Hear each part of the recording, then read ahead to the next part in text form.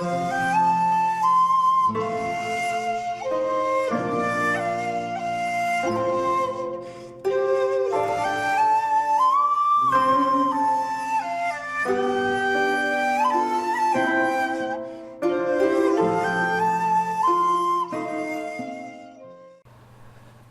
there, this is Solitary Ronin from Solitary Ronin Films, and welcome to another Top 10. I've been putting this off for a while because it's personally pretty difficult to do as far as ranking this director's top 10. As you may have guessed, this is the top 10 Kieslowski films. I'll have to admit I was kind of late to the Kieslowski party, if there was such a thing. Again, I first kind of came to know his work when Three Colours Red was beaten to the Palme d'Or by Pulp Fiction, and then I watched Three Colours Red, which is obviously the last of his Three Colours trilogy. But obviously it doesn't really matter what order you watch the trilogy in. But I was just blown away with Three Colours Red. Kieslowski to me is in the same group as Bergman and Tarkovsky as far as directors who ask big questions and kind of make films about big things, and obviously don't give answers because they probably aren't any answers, and I know they're kind of criticised for not giving answers, but I think if you criticise them for not giving answers to the kind of questions they're asking, you're kind of missing the point. Kieslowski's films, to me, are more engaging than Bergman and Tarkovsky. At some point I'll do a top 10 directors, but Kieslowski's certainly going to be higher than those two. Don't get me wrong, obviously those two are great filmmakers, but for me Kieslowski's better than those two, or certainly I prefer him to those two.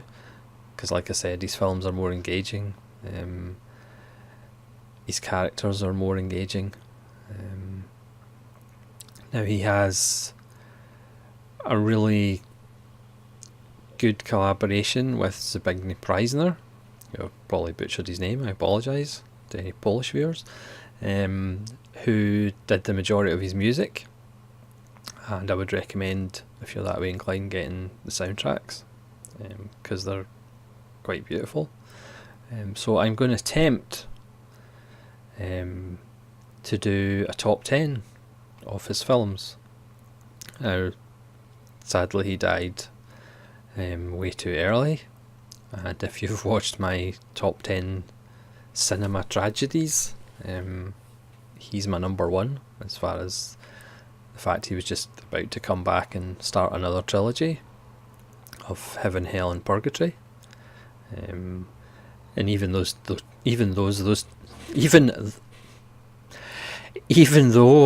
two films, 2 out of those 3 films have been made by other directors, I haven't seen them, and I have no intention of seeing them, just because they're not Kieslowski. So let's make a start, shall we? Don't want this video to end up being 3 hours long, even though it might. At number 10 is Camera Buff from 1979. This is one of his earlier works, and this is about a man who decides to buy an 8mm camera to record the birth of his child and kind of the beginning, his child growing up. And this is also a 25th anniversary celebration of the company he works for, so he ends up getting roped in to filming events and stuff. But as the film goes along, his camera kind of pries in areas that the company and members of the Communist Party aren't happy about, so he ends up getting pressured by them, and that affects his marriage. And again, Kieslowski's earlier work, he started in documentaries, which fortunately a lot of the releases of his films have some of his documentaries. And then he did a series of early films which might not have the kind of cinematic flair of his later work, but they still are really excellent to see and catch up with. Camera buff, as you'll see, I did find some kind of Polish Blu-rays for some of the other releases, but Camera buff, as far as I know, doesn't have a Blu-ray release. Please let me know if I'm completely wrong. I'd be happy to be completely wrong in that regard. So you could argue this is one of his minor works, but again, I don't think Kieslowski has anything like a minor work. The top 10 could be moved around quite easily. That's why it took so long. That was one of the reasons why it took so long to actually do this video. It's just a nice little film about the responsibility of the filmmaker. The pressures by, in this case, the Communist Party or his bosses, but it could easily be looked at about the pressures of studio heads, film management, anything really. Again, the performances are nuanced and beautifully done, beautifully performed. So it's kind of one of his earlier films that maybe doesn't get the exposure it kind of deserves, but it's a lovely little film. So moving on, number 9 is a short film about killing, which features in a later film, shall we say, but this is the extended version. This is 82 minutes. Again, this is a Polish Blu-ray that I found. It's actually a rather nice print, and this is arguably one of the best statements about capital punishment. Again, Kieslowski, he's not going to come out and say capital punishment is bad or capital punishment is good. He just kind of gives us the facts, and then it's up to us, really. So it just follows a young man who just wanders about and is fairly listless and up to no good, and a taxi driver who isn't necessarily a very nice person, and spoiler alert, the youth kills the taxi driver. Kieslowski doesn't do this in a particularly stylized way. He just pretty much just shows death as something rather nasty, which is kind of what it is. And then the boy is picked up. He's defended by a young idealistic lawyer, but he is eventually executed by the state. Yeah, it's a comedy, obviously. So Kieslowski just shows 2 killings, one by an individual and then one by the state, and then it's really up to you to decide how you feel about that. Again, the best directors don't have explicit messages. They pretty much just give you the facts or just give you scenarios, and then it's really up to you to decide and to discuss. To me, that's kind of what cinema and art in general should be. It shouldn't just be being spoon-fed or having everything explained to you, or it should be challenging, and it should be up to you to decide what you think about it, and everybody's going to react differently by where they are in their life and how they feel about, in this case, capital punishment. So number 8 is, oh, I beg your pardon, number 8 is a short film about love. I apologise, I got the wrong sack there. And again, this is the extended version of a film that is found later in the list.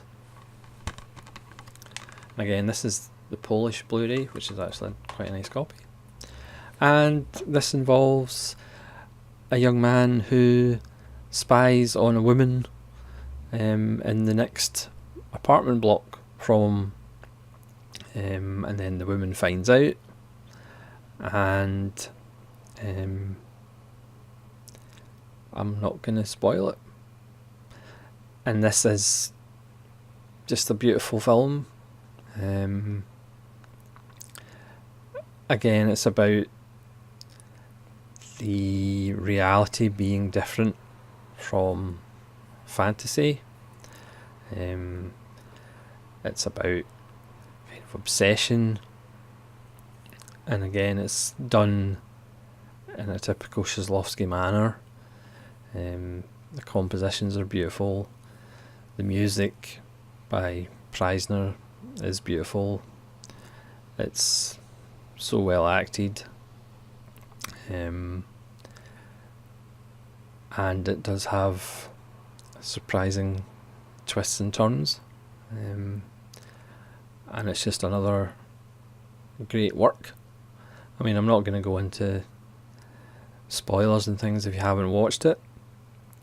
And maybe my descriptions of his films don't do them justice. If you've never seen a Kieslowski film, personally, you're in for a treat. And even if you have, it's worth watching them again. Certainly on Blu-ray, because it certainly gives his images new life. Yeah, it's a great film. What am I going to say?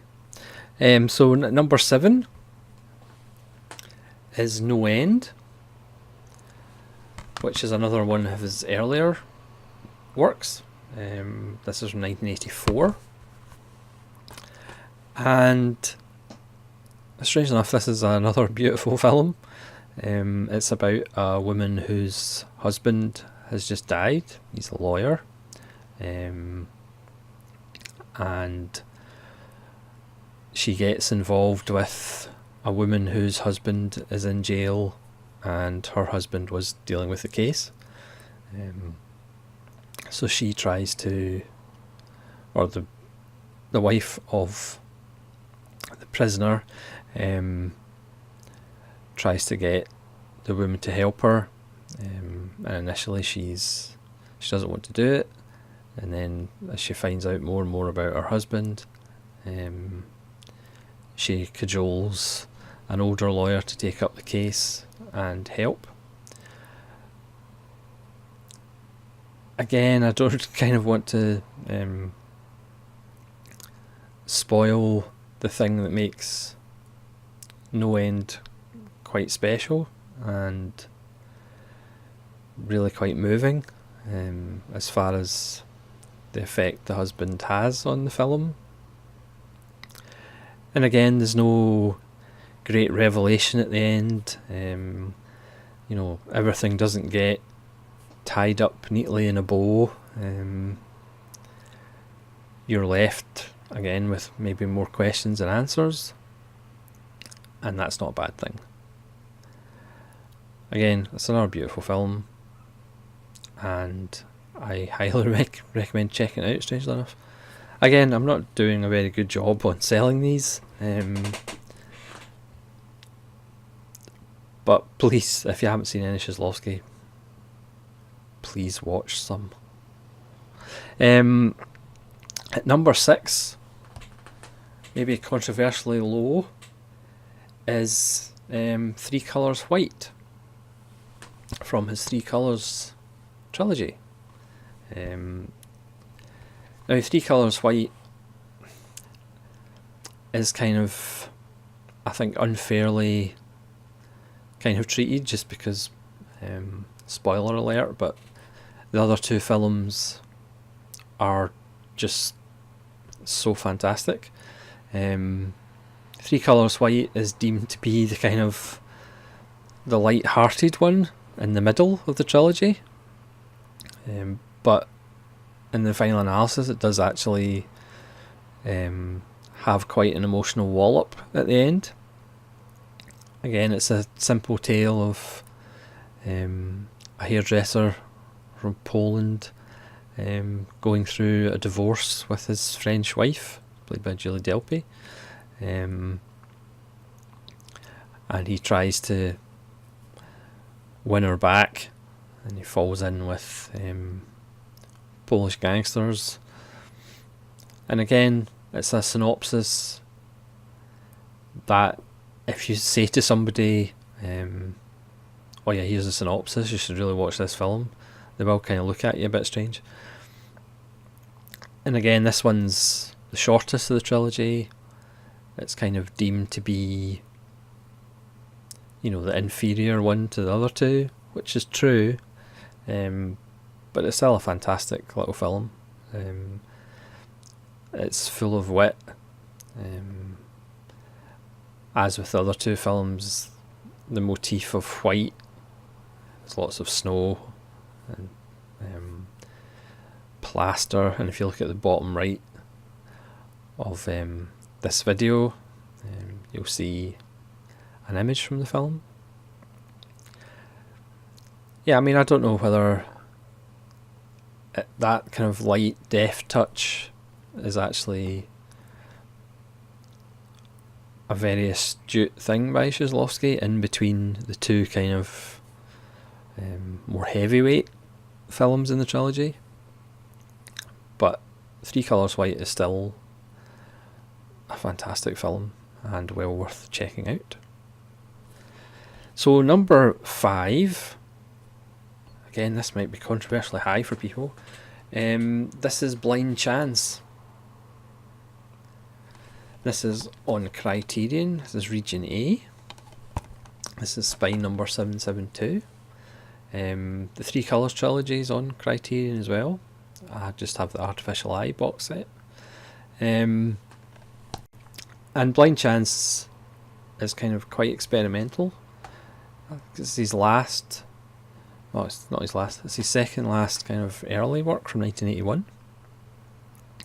It was made under heavy censorship by the Communist Party in Poland, and it pretty much tells the story of a young man and the train he catches. So it's kind of 3 stories depending on the outcome of whether he catches the train or not. In the first version of the story, he catches the train and he falls in with anti-communist youths. And then in the second story, he misses the train. In the first one, he catches the train and falls in with the Communist Party. And the second story, he misses the train and falls in with anti-party youths organisation. And in the third version, he misses the train and kind of stays out of politics. So it's a fairly kind of obvious 3 choices. You're either for the Communist Party, against the Communist Party, or you don't take any part in politics whatsoever. Again, I'm not going to get into spoilers or anything, but it's just such an intelligent film. It is, could argue, is most experimental, just as far as its three versions of similar events. But again, it's handled with kind of such a deft touch, and really blind chance and no end. Kind of, you see the kind of beginnings of his development that would then appear in his later works, as far as shot composition and lighting and using of filters. Yeah, it's a really good film, and obviously under the kind of grip of the Communist Party in Poland, it's surprising it actually got out. The Criterion version does have, because it's restored as fully as it can be, but it does have a nice kind of comparison in the extras with the scenes that were trimmed in the original print, and then when it was finally actually released in 1988 uncut, well, not completely uncut, but as uncut as it could be, it's a nice comparison video. So Blind Chance for me is his best of his kind of earlier work under communist rule work, and I highly recommend checking out the Criterion Blu-ray. Again, it's Region A. So number 4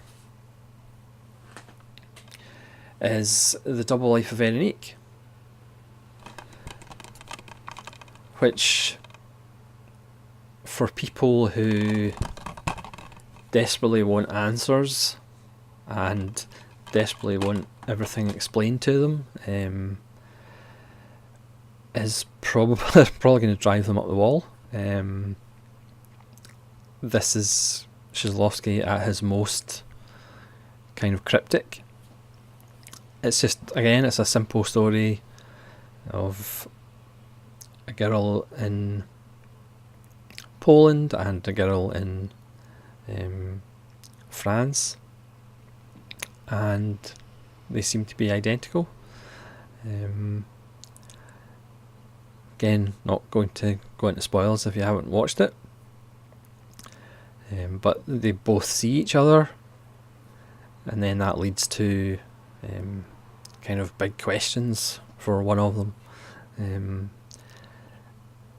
Up to this point, this is his most visually ravishing film. Again, Zbigniew Preisner's music is just absolutely beautiful. They kind of invented a composer, Van den Boedemeyer, who didn't actually exist, because after I'd watched this and I went to find this Van den Boedemeyer, of course it doesn't exist, they were just made up by Preisner. Again, for people who want everything explained, you're not going to get that, but it's still a deeply moving cinematic experience. There's a scene, Veronique's a school teacher, and there's a scene where the school have a puppet performance, and she is watching the face of the puppeteer, and it's quite beautiful, and the puppet scene is quite beautiful. The whole film is just absolutely gorgeous, but it's not. I know one of the other criticisms of Kieslowski is he just makes kind of beautiful images, but there's nothing underneath that. There's nothing more than that, which for me is complete nonsense. Again, like Bergman, like Tarkovsky, like Bresson, he's interested in the big questions about existence, and this is a film about connection and identity, and it's just fantastic. And The ending has many different interpretations. Lots of people have different ideas about what it means, but they kind of miss the point. It doesn't necessarily have to mean anything. It means what you think it does. And again, Kieslowski was never a director for kind of wrapping everything up into a bow and explaining everything to you. So I would certainly highly recommend, well, I'd highly recommend all of these films, but certainly Double Life of Veronique is just absolutely beautiful. Now, number 3 on the list isn't necessarily a film, it's a TV show, but as Stanley Kubrick said, each one of the 10 episodes is like a mini masterpiece. And when Kubrick is saying that about your work, you can't be that bad. And of course, Kieslowski famously said that he was average and said he was so-so and didn't think he was that good a director. As you'll probably guess, it's Decalogue. And for me, if you're going to buy one box set in your life, you really need to buy Decalogue. I mean, this edition by Arrow Academy, I think it's still available.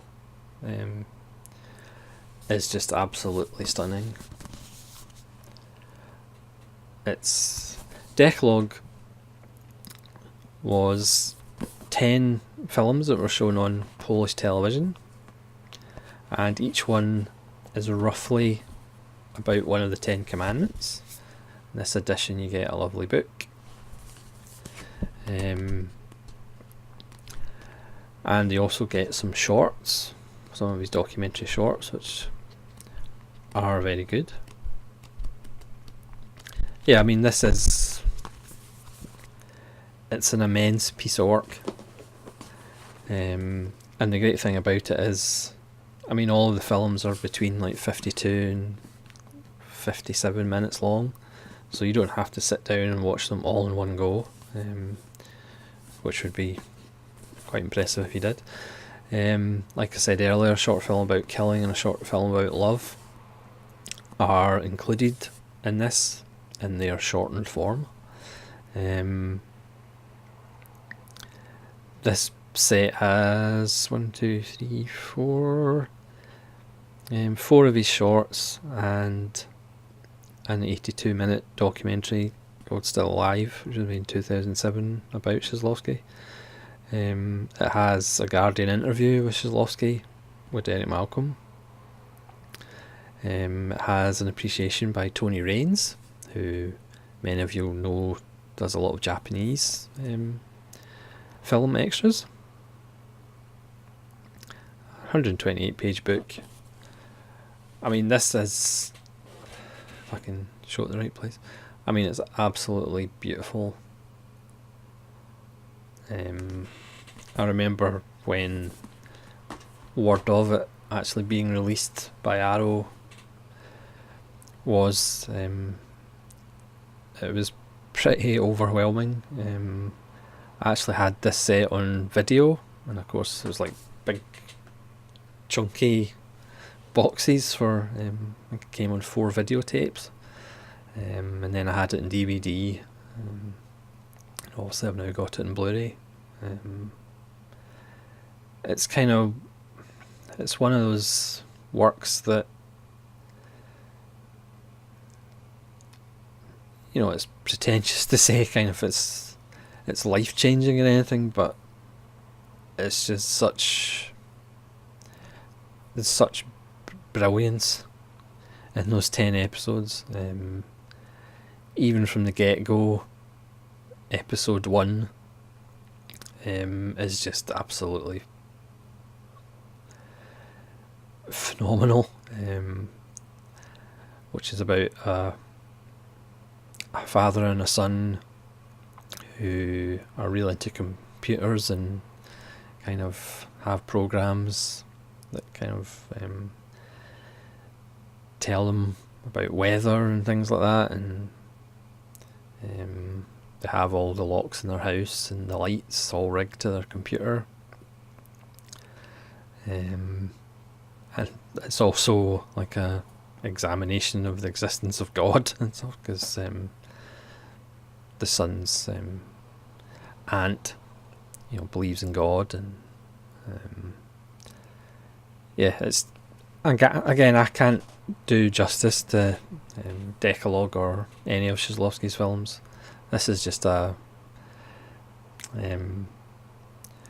my ranking of them, roughly, even though again you could change depending on which one you saw the most recently. I'm fully aware that I'm babbling, but if you haven't seen Decalogue, you've just got to see Decalogue. You have to, if you're going to buy one box set, you have to buy Decalogue, because it's a phenomenal piece of work. People have said if you're going to buy, or if there's only one book left, it's kind of War and Peace. And I've said, if there was only one film, for me it'd be like Seven Samurai, because that has pretty much everything in it. But if you only had to buy one box set, I think Decalogue would be the box set to have, because it's pretty much got everything about human existence. And again, yes, Kieslowski films aren't, laugh out loud. He does deal with big issues, like I said, but he does it in just such a way that you can't help be moved and involved in his work. There's a character in Decalogue who appears in just about all the episodes, and you don't know whether, there's lots of theories about who he is. People said, he might be an angel, or he might be, because he kind of looks on and passively as these events happen to these people.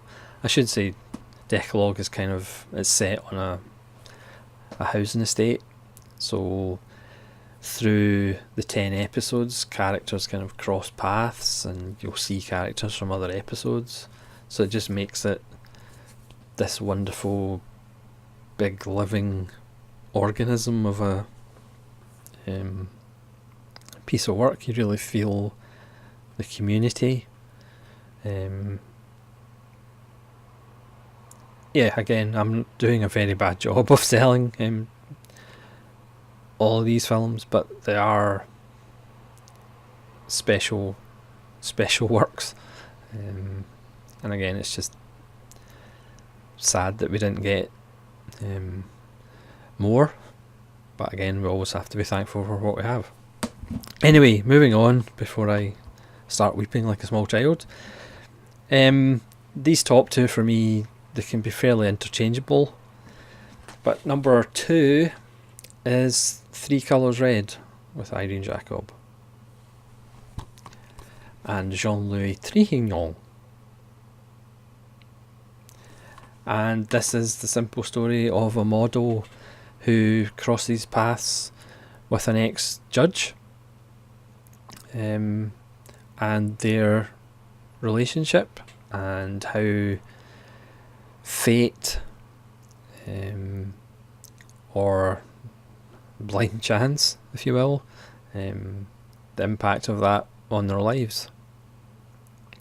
Again, synopsis wise, if you're wanting dynamic storytelling and things happening every 10 minutes, then Kieslowski's not for you. And again, people have said, style over substance, but they're wrong. This is a beautiful film, which I have such a soft spot for, because it was the first Kieslowski that I ever saw, and it had quite an effect on me. I've told the story before that when Pulp Fiction won the Palme d'Or, I was quite pleased because it was like an outsider winning the Palme d'Or. But then when I actually saw Three Colours Red, it was like, yeah, there's not a moment in Pulp Fiction that's as good as anything in Three Colours Red. The way the past and present are combined, the way history repeats itself. Again, the colour red is expressed so vibrantly, the same way the other colours in the trilogy are. It's just a masterpiece. Yeah, that's all I need to say in that one. And the number one Kieslowski film for this list anyway, again it could change, it's Three Colours Blue, which is just an absolutely stunning piece of work. This is about the wife of a composer whose their family's in a car accident, done absolutely beautifully, and her husband and her daughter die in the accident even, and it's just how she recovers from that and changes her life as facts about her husband are revealed to her. And it's about personal freedom, it's about, do we need ties, do we need family, can we exist in isolation? And again, a combination of the visuals, which are just absolutely jaw-droppingly good, his compositions, again Zbigniew Preisner's score, it's just a towering achievement. The end montage has been ripped off several times since, but it's just so powerful. It's just an absolute masterpiece. And for me, Kieslowski's got 3 or 4 masterpieces in his relatively small body of work. So I hope you've enjoyed this video. It has been a bit of a slog, and I apologise for that. Again, I haven't described his films very well, or the synopsis of his films. It is best to go into Kieslowski without knowing too much. He, for me, is just one of the great filmmakers. And again, I haven't done a top 10 film directors. At some point I will do, but I can tell he's going to be pretty high. Yeah, I mean, the first time I saw his work just blew me away, and every time I watch his films they just blow me away. Yeah, so thanks for watching. I apologise for the rambling nature of this video, but he's such a great filmmaker, storyteller, and I don't know, I think he gets forgotten about a little bit, especially with that big Bergman box set coming out. And don't get me wrong, as you know, I have the Bergman box set, and Bergman is a great director, an important director to me as well. But I just think when people talk about great directors, Kieslowski for some reason doesn't really get mentioned enough, and I don't know why. Maybe it is the body of work, and obviously he died over 20 years ago, so yeah. So let me know in the comments if you have a top 10 Kieslowski, and what they would be. And this is Sol Sharon saying thank you very much for watching and putting up with my rambling, and hopefully we'll see you again. Goodbye.